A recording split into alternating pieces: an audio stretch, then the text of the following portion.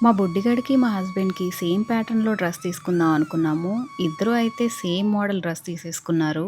మేము ఈసారి మా మ్యారేజ్ డేకి తిరుపతెళ్లి దర్శనం చేసుకుందామని ప్లాన్ చేసుకొని బయలుదేరాము. మాతో పాటు అమ్మ వాళ్ళు, సిస్టర్స్ అందరూ వస్తున్నారు.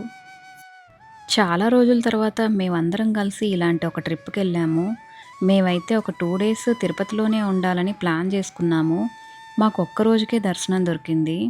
ఇక ఇంకో రోజుకైతే దర్శనం దొరకలేదనమాట. అందుకే ఇక సీఆర్ఓ ఆఫీస్‌కి వెళ్ళి లక్కీ డిప్‌లో సుప్రభాత సేవ గాని, తోమాల సేవ గాని ఇలా ఏదైనా సరే దొరుకుతుందేమో అని చెప్పేసి వెయిట్ చేస్తూ ఉన్నాము.